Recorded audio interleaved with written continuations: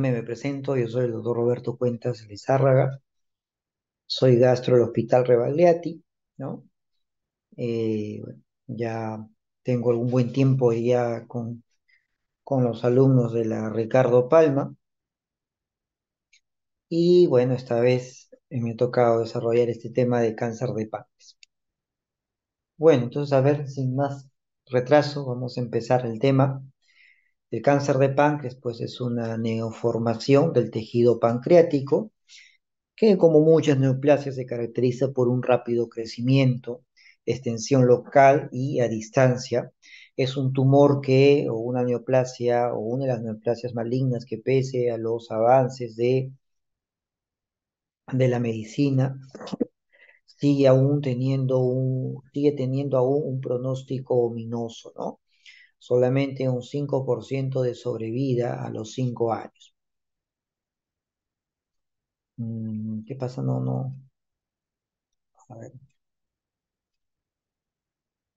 Ah, representa el 2% de todos los cánceres a nivel mundial. Es el cuarto cáncer en Estados Unidos y es la segunda causa de muertes a nivel mundial de los tumores gastrointestinales.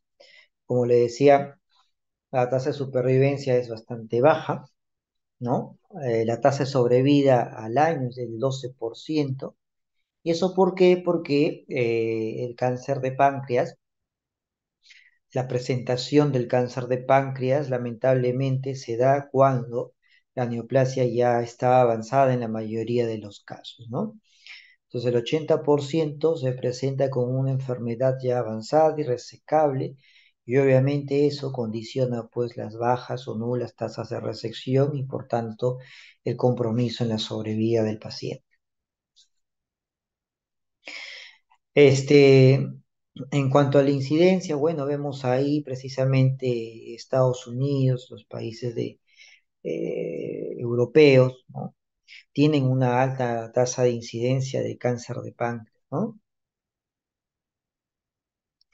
Acá tenemos la epidemiología respecto a otros tipos de tumores. En el varón constituye la cuarta causa estimada de muerte por cáncer, ¿no? Y mujeres también la cuarta causa después de pulmones, mama, colon y recto, ¿no? En el Perú, se registra, esto es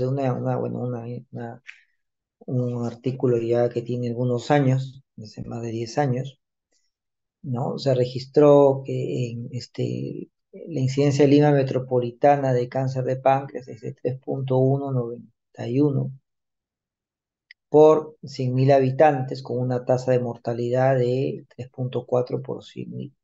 Se registran 1.262 casos nuevos al año, ¿no? Y casi 1.227 peruanos mueren de los más de 1.260 casos registrados, ¿no? En el Perú es el quinto lugar de causa de muerte en hombres por cáncer y en las mujeres el sexto, ¿no? Los factores de riesgo, bueno, se diagnostica básicamente en la tercera edad. Sin embargo, eh, también las incidencias van cambiando. Recordemos que esta neoplasia, como muchas otras, tiene factores de riesgo en los cuales están implicados los estilos de vida y obviamente los estilos de vida van cambiando y también la epidemiología va cambiando, ¿no? Clásicamente se describe como una neoplasia de la tercera edad, ¿no? Pero eventualmente vemos a pacientes jóvenes, ¿no? Haciendo un paréntesis, una doctora de mi promoción, ¿no? Fue a un par de meses diagnosticada de cáncer de páncreas, ¿no? Y ella tiene, pues, ¿cuántos años tiene? Tiene 43, me parece, o 44. Entonces, hay también estos cambios a veces de la epidemiología. Claro que un caso no hace el cambio en la epidemiología, pero eventualmente podemos ver también este tipo de presentación, ¿no? Pero clásicamente es una patología de la tercera edad, ¿no? También el porcentaje de muertes es más alto de personas del mismo grupo etario con una media de edad de muerte de 72 años. A nivel mundial es más alto la incidencia en varones que en mujeres. El grupo de mayor riesgo para desarrollar cáncer de páncreas lo constituye las personas con grupo sanguíneo A y AB comparado al grupo sanguíneo O. Precisamente también los pacientes con grupo sanguíneo A y AB se presentan o tienen o son más frecuentemente de presentación, ¿no?, de casos irresecables. Entonces, los pacientes con cáncer de páncreas y que tienen grupo O tienen en forma más frecuente un cáncer mejor diferenciado o bien diferenciado en comparación con el grupo sanguíneo, ¿no? ¿Existe historia familiar de cáncer? Bueno, sí, hay cierta agregación familiar. Uno de los posibles factores es que comparten estilos de vida o factores de riesgo ambiental similares, predisposición genética también. Hay unos genes que han sido implicados, ¿no?, como acá vemos el BCRA2, que se ubica en el cromosoma 13. Este gen, pues, o estos genes son responsables de una proporción importante de cáncer de páncreas, con un riesgo intermedio de cáncer de páncreas de 3.5 a 5.8 veces comparado a individuos que no tienen esas variantes patogénicas. ¿Ah? Entonces acá hay una serie de alteraciones génicas, ¿no?, con los riesgos relativos de padecer cáncer de páncreas, ¿no? Hay otras patologías digestivas, ¿no?, como por ejemplo un síndrome de Lynch, también está asociado al aumento de cáncer colorectal, endometrial, de estómago, de mama y también cáncer pancreático, ¿no? También se encuentran variables patogénicas subyacentes en este síndrome, y tienen un riesgo de cáncer pancreático de 3.68, ¿no?, para la edad de 70 años, lo cual es 8 veces 0.6 más alto que la población general. Entonces, el síndrome de Lynch. El síndrome de Peutz-Jeghers también está causado por variantes patogénicas en este gen, en el STK11, que se caracteriza por desarrollar pólipos, amartomatosos en el tubo digestivo. Tienen un alto riesgo de cáncer, 40% a los 40 años y 76% a los 70 años, ¿no? Esas figuritas que ustedes ven, esas manchas, esas máculas en la mucosa, esas máculas color café, bueno, forman parte del síndrome de Peutz-Jeghers, y y ahí ven esos pólipos, ¿no? Ven esos pólipos. Dentro de los factores de riesgo, un factor de riesgo que ha sido ampliamente demostrado precisamente es el tabaco. Al tabaco se le atribuye el 30%, ¿no?, como factor causal del cáncer de páncreas. Tiene una asociación positiva fuerte con el riesgo de desarrollar cáncer de páncreas. Es la causa que continúa liderando el cáncer de páncreas a nivel mundial. Y eso porque el tabaco contiene diferentes carcinógenos, ¿no?, diferentes N-nitrosaminas y sus metabolitos, que son considerados, pues, los carcinogénicos más importantes del tabaco. También provocan la mutación de algunos genes, ¿no?, como la mutación del gen KRAS, que es una mutación que se encuentra en forma bastante frecuente y que facilita, ¿no?, la progresión del cáncer de páncreas. Otro factor, bueno, el alcohol también se ha asociado en forma significativa entre los consumidores pesados de alcohol y el cáncer de páncreas, ¿no?, en hombres que consumen más de 60 gramos por día de alcohol, comparado a los bebedores moderados. Y bueno, en conclusión, entonces, la ingesta de alcohol creciente, particularmente los bebedores pesados, están asociados con riesgo de desarrollar desarrollo de cáncer de páncreas, ¿no? La diabetes mellitus es otro factor de riesgo. Probablemente ya en sus teorías, en las diversas teorías que vienen recibiendo en los distintos capítulos, ¿no?, les han comentado acerca del síndrome metabólico, Y es importante porque no solamente puede relacionarse o puede predisponer a las enfermedades cardio o cerebrovasculares, ¿no? Sino también el vínculo que tiene con el desarrollo de neoplasias y precisamente la diabetes mellitus se ha identificado como un factor de riesgo y también como una consecuencia del cáncer de páncreas, ¿no? Uno de cada cuatro personas que reciben un diagnóstico de cáncer de páncreas tuvieron primero un diagnóstico de diabetes. Y alrededor de uno de cada 100 personas que tienen diabetes por primera vez reciben un diagnóstico de cáncer de páncreas dentro de los 3 años del diagnóstico de la diabetes. Entonces, la diabetes con más de 3 años de diagnóstico se ha asociado con un incremento de 1.5 a 4.4 veces el riesgo de padecer cáncer de páncreas, ¿no? El incremento de la prevalencia de diabetes es probablemente una de las razones por la cual el cáncer de páncreas está aumentando en muchas naciones. Bueno, cada vez hay más diabéticos, cada vez hay más síndrome metabólico y también, bueno, se asocia con el mayor número, con mayor incidencia de cáncer de páncreas.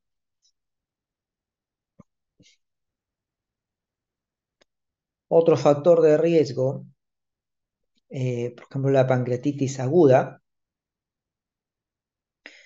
¿no? La pancreatitis aguda, o pacientes con pancreatitis aguda tienen un riesgo incrementado de desarrollar cáncer pancreático con el pasar de los años, los que tienen ese antecedente. Pacientes con pancreatitis aguda que no evolucionan a pancreatitis crónica tienen un 0.4% de riesgo de desarrollar cáncer de páncreas. Pacientes con pancreatitis crónica son los que tienen más riesgo, 9 veces más riesgo de desarrollar cáncer de páncreas, ¿no? Y bueno, la pancreatitis crónica de larga data es un factor de riesgo del desarrollo de cáncer pancreático. Otros factores de riesgo, bueno, ya también saben, han escuchado de esto, el consumo de, pues, grasas saturadas, ¿no? Y en este caso, también de las carnes rojas, por ejemplo, que son cocidas a altas temperaturas, porque va a favorecer, ¿no?, el desarrollo, la formación de aminas heterocíclicas que precisamente se asocian a las carnes rojas y estas pues pueden inducir el desarrollo de cáncer pancreático. La carne roja expuesta a altas temperaturas produce la liberación de estos hidrocarburos aromáticos policíclicos y aminas heterocíclicas que causan daño del ADN, ¿no? La carne procesada ya se ha identificado como carcinógena para los humanos, ¿no?, que puede provocar incluso enema de colon.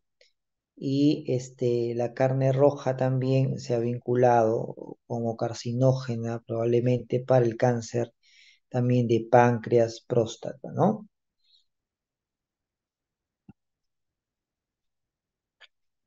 Bueno, un efecto antagónico a este tipo de- a este factor de riesgo sería pues consumir fibra, ¿no? Consumir alto consumo de fibra por la cantidad de antioxidantes y polioles que tiene, polifenoles que tiene, que contrarrestan el efecto nocivo que nos pueden provocar precisamente las nitrosaminas, ¿no? La obesidad, como les dije al inicio, pues la obesidad se asocia al síndrome metabólico, está asociado al cáncer de páncreas, entonces no solamente asocien pues obesidad con enfermedad cardiovascular o cerebrovascular, sino también existe una asociación cada vez más estrecha con el cáncer de páncreas. Esta es una revista del Pancreatology del 2019, donde precisamente pues se vincula o se asocia la obesidad con el cáncer pancreático y los mecanismos asociados a la obesidad o la obesidad finalmente pues resulta en que va a producir un estado microinflamatorio crónico, ¿no? Un estado microinflamatorio crónico, y eso va a favorecer, pues, adipocinas carcinogénicas, citocinas y quimiosinas proinflamatorias, resistencia a la insulina, altera el nivel de hormonas sexuales, altera el metabolismo lipídico, altera el metabolismo del nitrógeno y la glutamina, ¿no? Por el otro lado, mantener un peso adecuado para la talla mejora la inflamación crónica, mejora la resistencia a la insulina, también el metabolismo lipídico, modifica el perfil de adiposinas, ¿no? ¿No? Entonces, pues la mala alimentación o la sobrealimentación, la inactividad física en pacientes genéticamente predispuestos puede llevarnos al desarrollo de cáncer de páncreas. De otro lado, la actividad física, ¿no? Promover un peso o procurar un peso adecuado para nuestra talla, la modificación de estilos de vida y finalmente, si es que eso no nos ayuda en bajar de peso, la cirugía bariátrica pueden ayudarnos a conseguir un mejor perfil, ¿no? Un mejor perfil o un perfil menos inflamatorio o no inflamatorio que nos predisponga a este tipo de patologías. Entonces, acá esta lámina es para que ustedes vean el riesgo estimado de cáncer de páncreas, cómo se asocia con el peso, ¿no? Por ejemplo, para los pacientes muy obesos, tiene el riesgo, el OR, en los pacientes muy obesos es de 1,62, ¿no? Mayor posibilidad de tener cáncer de páncreas respecto a los que tienen un peso normal, ¿no?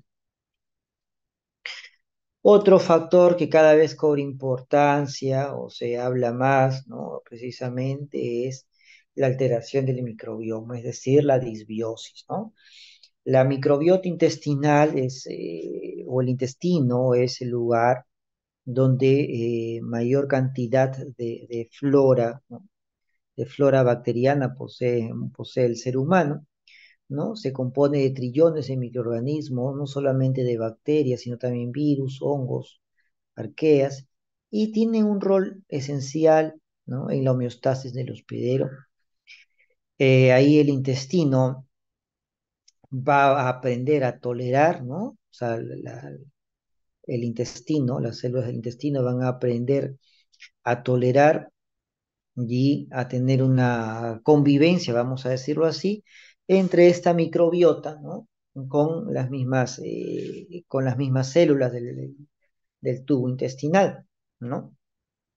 Lo que ayuda a eso, obviamente, es el epitelio intestinal, favorece la homeostasis, permite una interacción, en todo caso, regulada de la microbiota con el sistema inmunológico adyacente, o mejor dicho, que se encuentra en la submucosa o en la lámina propia, ¿no? Entonces hay una interacción que va a permitir, hay una interacción que va a permitir también, finalmente, un estado de homeostasis, ¿no? De parte del sistema inmunológico hasta la microbiota. Y la disbiosis es el imbalance de la microbiota, ¿no? Van a proliferar bacterias que no son benéficas.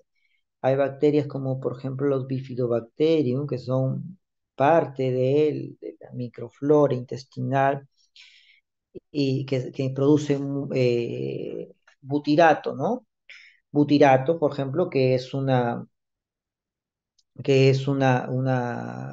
en este caso el butirato va a favorecer la salud de los enterocitos. Entonces, cuando predominan las bacterias, las que son de otras especies o las que son patógenas sobre las que es la flora comensal, podemos entrar o podemos llegar a este desbalance o este imbalance de la microbiota que se conoce como disbiosis. Entonces, la disbiosis juega un rol, tiene un rol también, ¿no? En la aparición del desarrollo del cáncer. Sus metabolitos de esta disbiosis, metabolitos y toxinas pueden iniciar y favorecer el crecimiento del cáncer, van a modular la respuesta inmune sistémica y local del hospedero y también alterando más aún el microbioma, van a alterar el metabolismo del hospedero y el microbioma, y estas interacciones pueden ocurrir en el desarrollo del cáncer en forma local o remota, ¿no? Entonces se ha vinculado precisamente esta disbiosis intestinal también como un factor de riesgo para el desarrollo de cáncer pancreático y no es el único cáncer que se vincula a la disbiosis intestinal, incluso acá, bueno, se habla básicamente lo mismo, ¿no? Los riesgos para el cáncer pancreático, ¿no? Vinculado al microbioma oral humano, ¿no? Entonces ya hay estudios que reportan pues este tipo de asociación. Incluso miren la enfermedad periodontal, edentulismo y cáncer pancreático. O sea, ya hay varias hipótesis, ¿no? Que respaldan la relación entre la disbiosis y el cáncer de páncreas. Otros factores de riesgo, o haciendo un resumen, los factores de riesgo tenemos al tabaco, a la dieta alta en carbohidratos y carne, obesidad, diabetes, alcohol, pancreatitis crónica, algunas exposiciones ocupacionales, factores demográficos también, edad, sexo, raza negra, factores genéticos y otras condiciones pueden favorecer un desarrollo de cáncer de páncreas. Pues el cáncer de páncreas va a presentarse mayormente en la cabeza del páncreas, en el 65% de los casos. En un porcentaje mucho menor va a ser el cuerpo y un porcentaje aún menor la cola pancreática. El tumor al cual hacemos referencia en esta charla es básicamente al adenocarcinoma de páncreas, que constituye el 85-90% del tumor maligno exocrino más frecuente. Existen otras variedades histológicas, pero bueno, no nos vamos a ocupar porque tienen una incidencia pues bastante baja, ¿no? Y también existen los tumores endocrinos pancreáticos, como los que vemos ahí en el cuadro en verde. La clínica, la clínica en realidad pues es inespecífica, ¿no? Se puede presentar con un dolor abdominal que suele ser epigástrico, irradiado de la espalda. Va a ser un dolor abdominal que va a ir, puede iniciar en forma larvada, puede aumentar con el tiempo, ¿no? A diferencia de, por ejemplo, la patología biliar que nos puede provocar un cólico biliar que puede presentarse en forma súbita, relacionado al momento postprandial. Bueno, acá no, ¿no? Acá puede empezar con un dolor, un cuadro clínico indolente, un dolor más larvado, que finalmente se va estableciendo. La pérdida de peso, bueno, náuseas, vómitos, anorexia, en realidad es común a muchos cánceres y la ictericia, ¿no? La ictericia también se puede ver en el cáncer de páncreas, porque recuerden que el cáncer de páncreas provoca una obstrucción distal de la vía biliar, va a atrapar la vía biliar, el colédoco, y pues eso va a provocar ictericia, ¿no? Dentro de los signos, también nuevamente la ictericia, el hígado palpable, porque va a estar, el hígado palpable, la vesícula va a estar congestionada de bilis, ¿no? Porque va a estar obstruida en forma distal, es el signo de Courvoisier. Puede haber ascitis en el caso de carcinomatosis, tromboflebitis también se diagnostica, se puede observar en los pacientes con cáncer de páncreas avanzado. Como les dije en un inicio, el 80% tiene enfermedad irresecable al momento del diagnóstico, ¿no? Entonces la triada clásica es dolor, ictericia, baja de peso. Bueno, el carcinoma de cabeza de páncreas, ahí vemos pérdida de peso o más frecuencia, 92%, ictericia 82%, dolor abdominal lumbago 72%.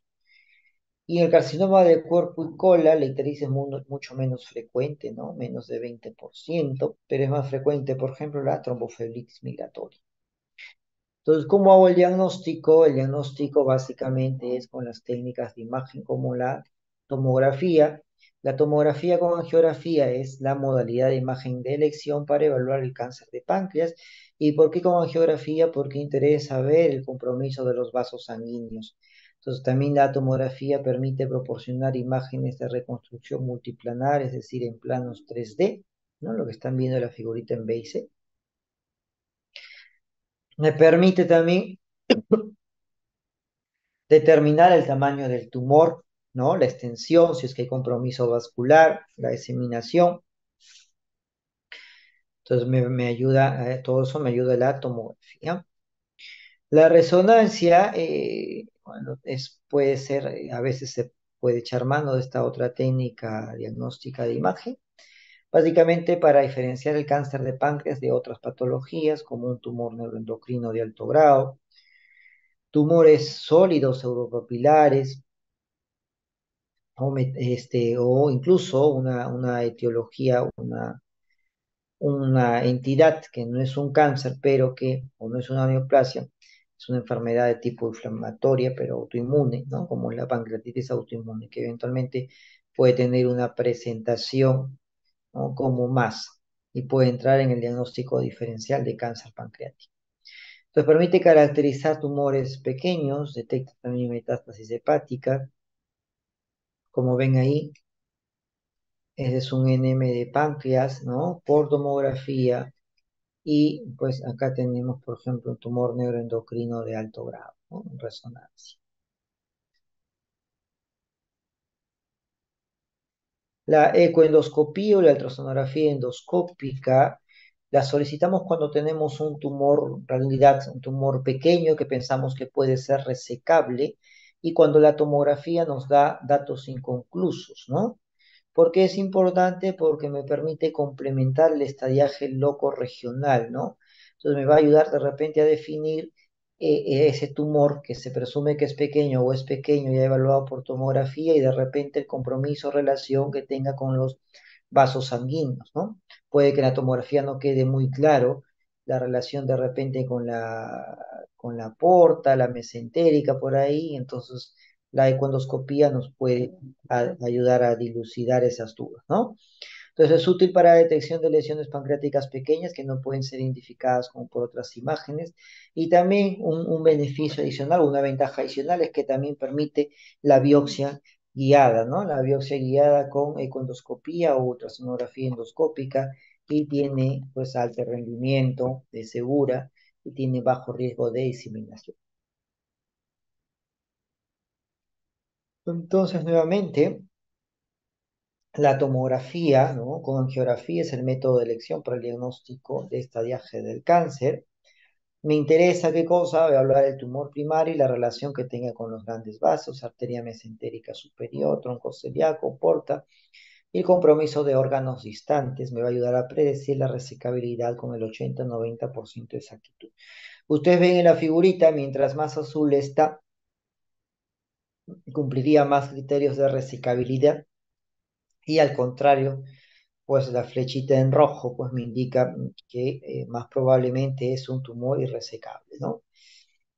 Obviamente si hay metástasis a distancia, definitivamente es irresecable, si hay encapsulamiento arterial, ¿no? Si el tronco celíaco, mesentérica superior o arteria hepática también ya es irresecable, ¿no?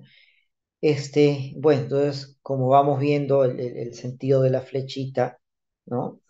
Cómo va comprometiendo diversos órganos y finalmente van determinando la resecabilidad o no de la lesión.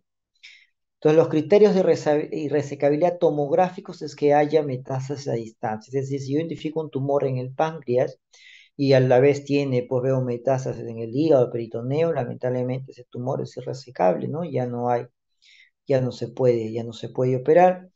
Si es que hay infiltración por contigüidad de órganos adyacentes, como estómago, vaso, colon, también es irresecable. Si hay atrapamiento arterial, es decir, el tronco celíaco o arteria mesentérica superior u oclusión venosa, como de la vena porto-mesentérica superior, también se considera irresecable, ¿no? Eh, es aproximadamente 25-50% de los pacientes con posible enfermedad resecable según los criterios de tomografía, tienen lesiones irresecables en la laparotomía. Bueno, entonces, el cirujano puede ingresar pensando que es un tumor resecable porque la tomografía no ha mostrado lo contrario, pero resulta que, pues, miren, una proporción importante eventualmente puede tener criterios de irresecabilidad, ¿no?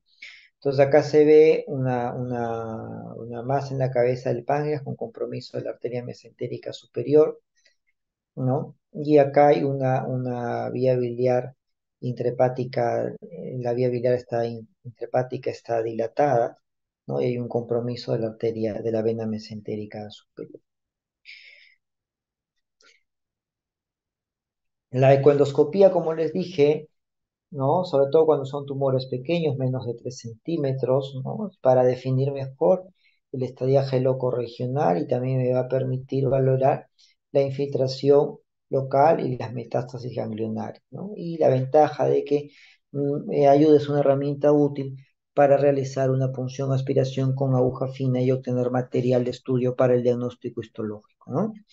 El CA 19-9 más que un examen diagnóstico, es un examen útil, pero para valorar la respuesta, para el pronóstico y para el tratamiento en casos avanzados, Puede ayudar a identificar la recurrencia temprana cuando una vez que el cáncer ha sido resecado. En el preoperatorio lo que me puede ayudar es al estadiaje preoperatorio. No es específico para cáncer de páncreas, pueden estar elevados en otras condiciones benignas incluso, ¿ya? Como herramienta de screening no se aconseja y tiene un valor significativo como factor pronóstico, ¿no? O sea, si tiene un valor de más de 500, indica claramente un pronóstico más pobre después de la cirugía. Acá les dejo el estadiaje, ¿no? Estadio 1A, 1B, 2A, 2B, estadio 3, estadio 4, ¿no? A partir de ese estadio 3 es un tumor irresecable, ¿no? Los otros todavía pueden resecarse. ¿Ya? Entonces acá tenemos en figurita, acá tenemos el cáncer de páncreas menos de 2 centímetros, que está localizado en la cabeza del páncreas. No va a ningún órgano adyacente, no compromete ningún vaso. En el cáncer de páncreas estadio 1B, el tumor es un poquito más de, un poquito de más de 2 centímetros, ¿no? De longitud, pero mayormente no hay compromiso tampoco de otros órganos. En el 2A el cáncer puede ir más allá, ¿no? En este caso está llegando una parte del duodeno. Igual todavía sigue siendo resecable, ¿no? De acuerdo acá a nuestra tablita, se extiende más allá del páncreas, pero no involucra el tronco celíaco ni la arteria mesentérica superior. O sea, que comprometa el duodeno no lo hace irresecable, porque recuerden que en la cirugía de Whipple toda esta parte de acá suele salir, ¿no? Ya en el estadio 2B hay compromiso en los ganglios linfáticos. El estadio 3 es claramente el estadio irresecable, ¿no? Ven cómo invade el tronco celíaco, y el estadio 4 pues ya es una enfermedad sistémica, ¿no? Ya ha llegado al- ha llegado a ser metástasis a distancia, ¿no? Se ha diseminado a otras partes del cuerpo. Entonces, si yo tengo una masa pancreática, yo debo pedir una tomografía con una angiografía. Si el paciente tiene metástasis, puedo biopsiar las metástasis para que en función de su estado también, o de acuerdo a su estado funcional y a la valoración que haga el oncólogo, le pueda administrar algún tipo de quimioterapia que sería básicamente una quimio paliativa, ¿no? Porque estamos hablando ya de metástasis. Si tenemos una enfermedad localmente avanzada, también podemos hacer uso de la ecoendoscopía más biopsia. En este caso, ¿para qué sería la biopsia? También para corroborar que es una lesión neoplásica, un cáncer, y eventualmente pueda recibir pues algún tipo de quimioterapia, ¿no? Dependiendo de las condiciones, de la condición funcional que tenga el paciente. Si no hay metástasis, entonces es un tumor resecable. Entonces uso la ecoendoscopía nuevamente para corroborar la resecabilidad. Si confirmo la resecabilidad, pues el paciente debería ir a la cirugía. De otro lado, si veo que no es resecable, al contrario, es irresecable, tiene metástasis, bueno, puedo tomar una biopsia de la metástasis y básicamente ahí concluir, y ya el oncólogo, nuevamente de acuerdo a su estado funcional, le dará pues algún tipo de quimioterapia, ¿no? Por el otro lado tenemos a la enfermedad borderline resecable, ¿no? Este tipo de clasificación, o en este grupo de pacientes van a estar los que de inicio no son resecables, pero son potencialmente resecables, ¿no? En estos pacientes que son potencialmente resecables, pues se va a soler dar primero una quimioterapia neoadyuvante y posteriormente la cirugía, que es el tratamiento de elección. Entonces, bueno, acá tenemos el estadiaje preoperatorio, que es básicamente lo mismo de acá, con un poco de más detalle. Y acá tenemos nuevamente pues el tumor resecable, el borderline resecable, la enfermedad localmente avanzada, ¿no?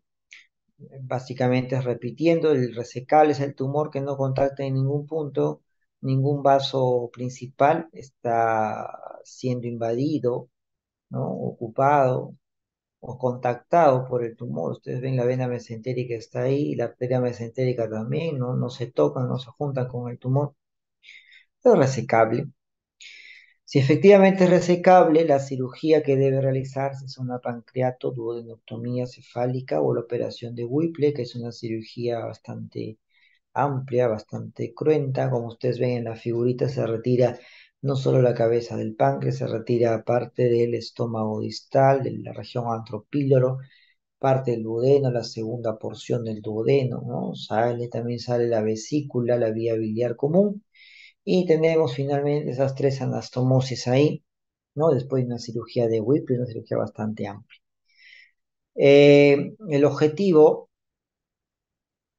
pues es lograr la resección completa del tumor con márgenes que no estén comprometidos microscópicamente, es decir, con márgenes libres de neoplasia, a lo que se denomina R0, ¿no? Solo un 15% de pacientes son candidatos a esta cirugía después de un estadiaje preoperatorio exhaustivo. Como dijimos al inicio, la mayoría se presenta como enfermedad irresecable, ¿no?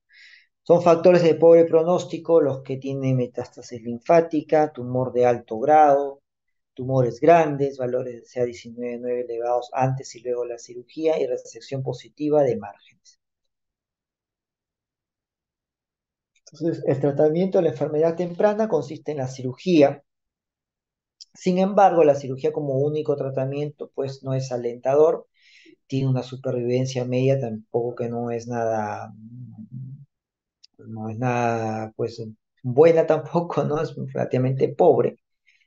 Y supervivencia a los 5 años de 8 a 15% debido a la alta frecuencia de recaídas locales o a distancia. Por eso que el paciente debe recibir una quimioterapia posteriormente, ¿no? Entonces, la resección curativa puede desarrollar la resección curativa desarrolla enfermedad tumoral recurrente. El 69-75% recae entre los 2 años y el 80-90% recae entre los 5 años. Entonces, para eso, para tratar de disminuir esa posibilidad, si es que solamente fuese con cirugía, el paciente posteriormente de haber sido operado tiene que ir a quimioterapia adyuvante, ¿no? 5-fluoracilo, ácido folínico, gencitabina se consideran como la terapia estándar. El borderline resecable, como le digo, es el tumor que contacta solamente, les da un piquito a la vena mesentérica, la arteria mesentérica no la invade, la contacta en menos de 180 grados, sin estonosarla, sin deformarla, ¿ya? Pero obviamente este tumor como borderline obviamente está en la línea, está en el borde, pues, ¿no? Entonces de primer inicio no puede ser resecable, por lo cual tiene que ir a una quimioterapia previa. Entonces son tumores potencialmente resecables, reconstruibles. Es imposible, ¿no? Probable que la cirugía logre la resección completa, por eso se requiere la quimioterapia previa, con el objetivo de reducir el tamaño tumoral previo a la cirugía usando quimioterapia, lo cual puede ir o no asociado a quimioterapia. Entonces, el objetivo de ese tratamiento neoadyuvante es incrementar la supervivencia global, aumentar la tasa de R0 y pues el tratamiento temprano de la micrometástasis. Incrementa las tasas de resecciones con márgenes negativos. Eso va a mejorar también la selección de pacientes para quienes la resección no ofrece beneficio de la sobrevida. La sobrevida media global en el rango es de 9, está en el rango 9 a 10 meses, ¿no? Y bueno, acá también les pongo el esquema quimioterápico que se suele dar en ese tipo de neoplasia. El localmente avanzado, el tumor ya invade vasos sanguíneos, ¿no? Siendo imposible una cirugía que elimine la enfermedad por completo, ¿no? También incluye los estadios T1 a 3N1 cuando los ganglios no se pueden resecar en el acto quirúrgico, ¿no?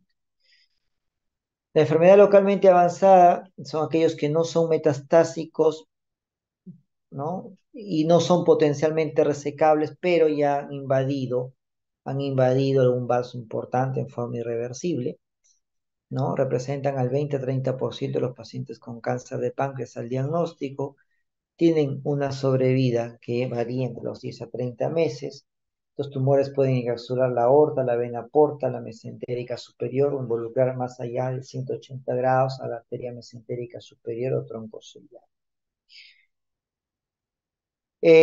Algo muy importante cuando uno habla de quimioterapias es precisamente valorar la escala funcional, ¿no? La escala funcional. Si yo les pongo un ejemplo, si yo les pongo, por decir, dos personas, una de 50 años y otra de 80 años, vamos a decir que las dos personas tienen el mismo cáncer, con el mismo grado de evolución, ¿no? En una tomografía. Entonces, al margen del cáncer, ustedes pueden predecir que quien tiene mejor sobrevida, de hecho, va a ser el paciente de 50 años frente al de 80 años, pese a que los dos tienen un cáncer en el mismo estadio, ¿no? En el mismo estadio.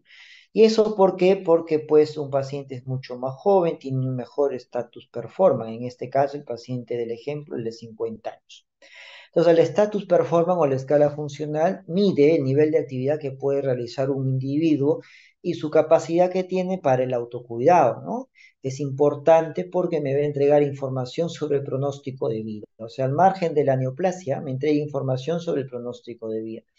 Va a ayudar a tomar decisiones sobre usos y riesgos de terapia.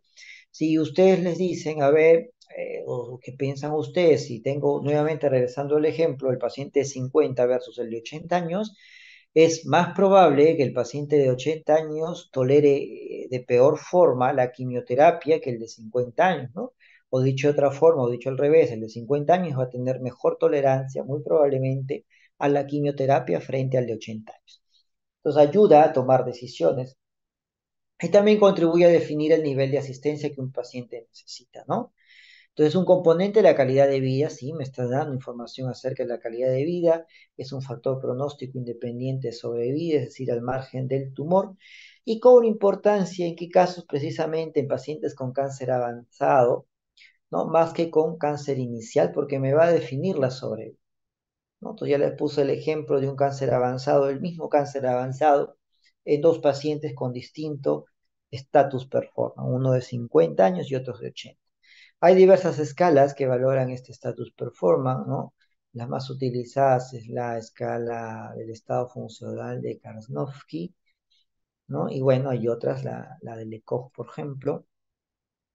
Y acá tenemos la de Lekov. ECOF 0 es un paciente asintomático, totalmente activos, como lo que somos cualquiera de nosotros, yo o ustedes. Y bueno, a medida que va subiendo el ECOF, ¿no? Se va revelando, se va acentuando el grado de discapacidad o incapacidad que tenemos, ¿no? Esto de acá es el tratamiento de la enfermedad avanzada metastásica. Si yo tengo un cáncer de páncreas metastásico, yo tengo un cáncer de páncreas metastásico en un paciente con un ECOP avanzado, en realidad debo dar solamente la terapia de cuidados sola nada más, no debo dar otra cosa. Si eventualmente tengo un paciente con un cáncer de páncreas metastásico, pero con un status performance de 2, ¿no? Entonces, bueno, y bilirrubina más de 1,5, unas comorbilidades no tan buenas o no favorables. Hay algunos esquemas de quimioterapias que están aprobados para ese tipo de paciente, como gencitabina, por ejemplo. Y si tengo pacientes con un ECOG menor, es decir, un ECOG 0, un ECOG 1, con un perfil de comorbilidades nada de importancia, y un nivel de bilirrubina menos de 1,5, bueno, se destina la elección es otro tipo de quimioterapia, ¿no? Entonces las quimioterapias también varían de acuerdo al estado performance, entonces me ayuda también a decidir sobre el tratamiento, ¿no? Sobre el tratamiento que voy a dar a los pacientes. En todos estos casos ya estamos hablando de un cáncer de páncreas metastásico, ¿no? Porque recuerden que idealmente el tratamiento es el quirúrgico, es la resección quirúrgica, pero solamente son muy pocos los que pueden ser resecados. ¿Cuál es el tratamiento de la enfermedad metastásica avanzada? El cáncer, cuando ya llega a estadios avanzados, pues duele, ¿no? Es casi bastante frecuente, ¿no? En los pacientes con cáncer de páncreas y se constituye en una prioridad de manejo.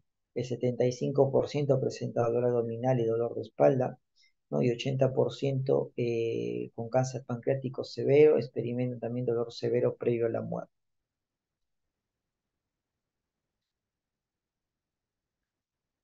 Entonces, ¿qué opciones de manejo tenemos? Bueno, para el dolor, en este caso la quimio, los analgésicos, intervenciones técnicas. De la quimioterapia habíamos hablado del folfirinos. Hay algunas técnicas endoscópicas, como por ejemplo el bloqueo del plexo celíaco, que puede ayudar a controlar el dolor, ¿no? Reduciendo también la frecuencia del uso de drogas y sus efectos adversos, ¿no? Entonces, el bloqueo del plexo celíaco se constituye como una técnica para aliviar el dolor en los pacientes con cáncer avanzado y que tienen un dolor intenso, ¿no? La obstrucción biliar, hablamos de que pues el cáncer tapa la vía biliar, la tapa, ¿no es cierto? Y eso obviamente va a favorecer la éstasis de la bilis, incluso puede sobrevenir colangitis, ¿no? El paciente va a estar ictérico precisamente por el atrapamiento de la vía biliar. También va a dificultar la alimentación. Obviamente, si no hay salida de bilis, pues la digestión de las grasas no se va a poder realizar, ¿no? Entonces, en estos pacientes se suele colocar o se coloca o está indicado colocar un stent metálico, ¿no? A través de un examen endoscópico que es la CEPRE, ¿no? Entonces, el abordaje quirúrgico, la CEPRE es superior al abordaje quirúrgico percutáneo, y tanto que si lo operan o lo hacen a través o externamente los médicos de Burgos. Entonces, los stent metálicos autoexpandibles son superiores a los stent plásticos en pacientes que tienen una expectativa de vida de más de 3 meses en términos de duración, al menos falla terapéutica, menor necesidad de reintervención, menor colangitis, mejor calidad de la vida del paciente. También puede haber obstrucción a la salida gastroduodenal o en la salida gastroduodenal, lo cual se puede al menos aliviar mediante la colocación endoscópica de un stent metálico expandible, ¿no? Entonces ustedes ven ahí la colocación del stent, ¿no? Y acá lo ven en radiología. Entonces, este es un algoritmo del diagnóstico de cáncer de páncreas. Si es resecable, debe ir a cirugía y complementarse con quimioterapia. Si es borderline resecable, primero debe ir a quimioterapia y posteriormente ser reevaluado y valorar si es quirúrgico o no es quirúrgico. Si es localmente avanzado, quiere decir que ha invadido vasos importantes, ¿no? Entonces, solamente una quimioterapia paliativa en función del estado funcional también. Y si es que hay metástasis, definitivamente tenemos que determinar el estado funcional del paciente y de acuerdo a eso, pues proponer algún esquema quimioterápico, ¿no? Más acertado para cada condición, ¿ya? Este es básicamente lo mismo, ¿no? Si no hay metástasis es resecable, si es resecable debe ir pues precisamente a la cirugía y posteriormente a la quimioterapia. Si no es resecable, puede recibir un esquema de FOLFIRINOX, ¿no? Y reevaluar a los 2, 4 meses, ¿no? Y si no hay metástasis, eventualmente valorar la resecabilidad, ¿no? En el caso de un cáncer borderline. Si es metastásico, bueno, en realidad metastásico ya solamente tratamientos paliativos, las quimios son paliativas y eso también va a estar en función del estado performance. ¿Ya? A ver, creo que esa es la última. A ver, sí, esa es la última. Chicos, ¿alguna pregunta?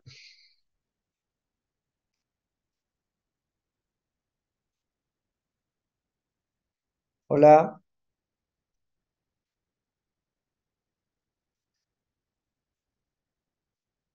hola. Todo claro, doctor. Bueno.